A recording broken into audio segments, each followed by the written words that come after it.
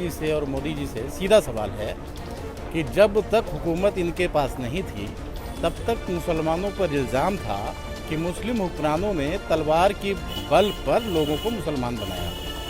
अभी इस वक्त जब मुल्क में मुसलमान गरीबी, अभी सच्चर कमेटी की रिपोर्ट के मुताबिक गरीबी का सबसे निम्न स्तर पर जी रहा है और हुकूमत इनके पास है, ऐसे में इनका ये झूठा प्रचार कि धन का प्रलोभन देकर लोगों को मुसलमान बनाया जा रहा है, इन बेगैरत हुक्मरानों को ये सोचना चाहिए कि अगर तुम लाशों पर कूद कर हैवानियत का इजहार करोगे, अपने इन भाइयों को, इंसान को इंसान नहीं समझोगे, तो लोग जहां इंसानियत मिलेगी, जहां उनको इज्जत मिलेगी, वहां बिल्कुल जाएंगे। मैं ये जानना चाहता हूं कि भाई आज तो तलवार योगी जी के पास है, मोदी जी के पास है, आज लोग मुसलमान अगर हो रहे हैं तो इनसे पूछो कि क्या ये औरंगजेब के भाई हैं, औरंगजेब की औलाद हैं? औरंगजेब ने किया था ना तलवार से, आज इनके पास है। अगर आज मुसलमान हो रहे हैं तो ये बेशर्म हैं, इन्हें कहना चाहिए मैं उनकी नस्लों में से हूँ जो आज ऐसा हो रहा है। खामखा झूठी बातें कर रहे हैं, क्या फायदा इन बातों का।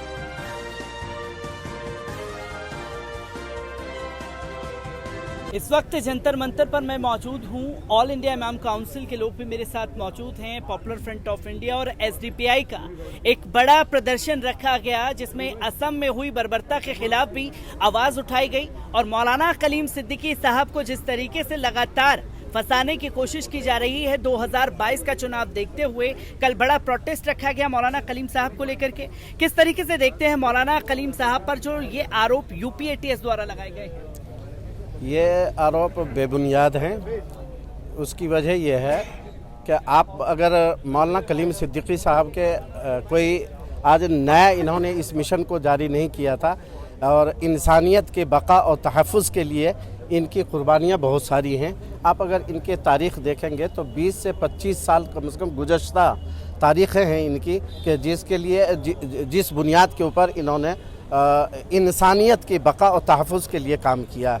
कभी भी इस तरह की नाशाइस्ता हरकतें इनकी जानिब से जो हमारे बिरादरान वतन हैं और उनके आसपास रहे, कुर्बो जवार में है, पड़ोस में हैं, आप उनसे भी अगर दरियाफ्त करेंगे तो वो बताएंगे उनके अखलाक हसना के बारे में कि वो कितने करीम खिलकत के थे, अच्छे अखलाक के थे, हुस्न आदत उनके अंदर कैसी मतलब है पाई जाती हैं, वो सारी चीज़ें मतलब आया हैं। ये जो कुछ भी बताई जा रही है बातें, ये बेबुनियाद बातें हैं, इसके मतलब सर पैर कहीं हैं नहीं। मैं मुफ्ती साहब आपसे एक क्वेश्चन लेना चाहूँगा क्योंकि जबरन धर्मांतरण का जिक्र किया जा रहा है कि जबरन मुसलमान बनाया गया। आप एक मुफ्ती हैं, मैं आपसे जानना चाहता हूँ कि इस्लाम में जबरन तरीके से किसी को भी दखल अंदाजी कराई जा सकती है? देखिए, कुरान करीम के अंदर अल्लाह रब्बे कायनात ने इरशाद फरमाया ला इकराहा फिद्दीन, दीन इस्लाम के अंदर इजबारन ज़बरदस्ती मजबूर किसी को नहीं किया जा सकता। और आप अगर सही माने में देखेंगे तो मज़हब इस्लाम एक ऐसा अमन व आश्ती का पैगाम देने वाला मज़हब है और मोहब्बत और अख़ूबत का पैगाम देने वाला है। यहाँ इजबार और ज़बरदस्ती का कोई शायबा भी पैदा नहीं हो सकता, शुबा भी पैदा नहीं हो सकता, ऐसा मतलब तसव्वुर भी नहीं किया जा सकता। मज़हब इस्लाम में इसका तसव्वुर है भी नहीं।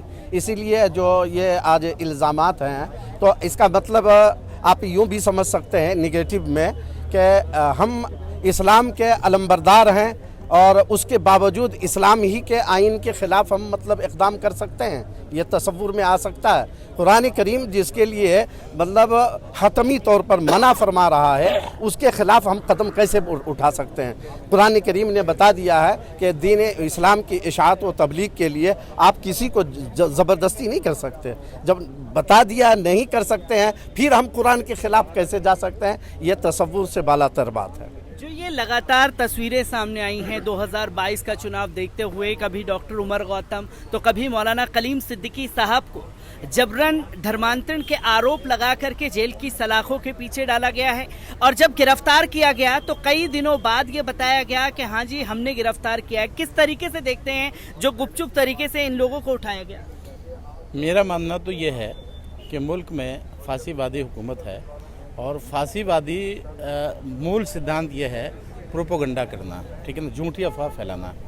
मेरा एक सवाल है योगी जी से और मोदी जी से, सीधा सवाल है कि जब तक हुकूमत इनके पास नहीं थी तब तक मुसलमानों पर इल्ज़ाम था कि मुस्लिम हुक्मरानों ने तलवार की बल पर लोगों को मुसलमान बनाया।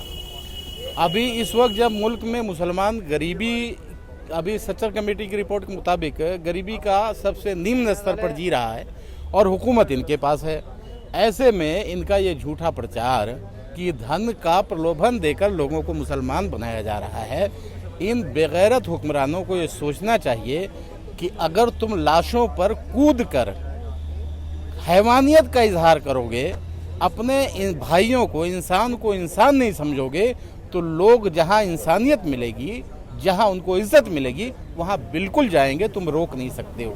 ये झूठे इल्ज़ाम लगाना बंद करें। कलीम सिद्दीकी साहब या किसी भी ऐसे आलिम को जिनके पास लोग आकर मुसलमान होते हैं, मैंने खुद देखा है कि उन्होंने पहले कहा कि भाई अगर आप मुसलमान होते हैं तो आपका बीवी बच्चे छूटेंगे, आपका परिवार छूटेगा, आपका समाज छूटेगा, आपकी रिश्तेदारियां छूटेंगी।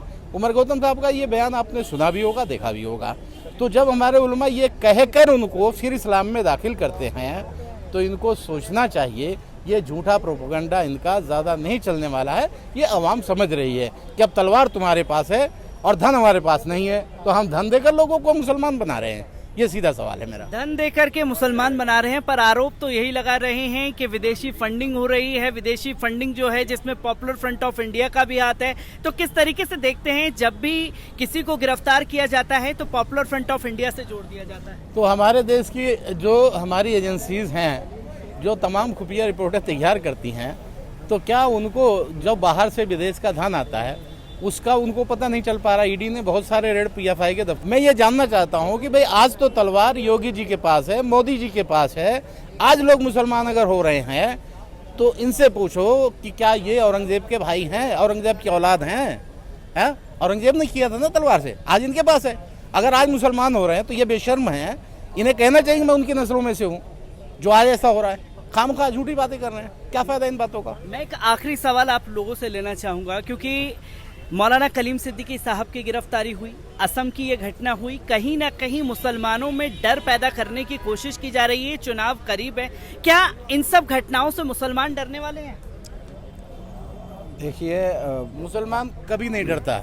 मुसलमान सिर्फ एक अल्लाह से डरता है। ईमान वाला अल्लाह के अलावा दुनिया की किसी ताकत से न डरा है न डरेगा, इंशाअल्लाह।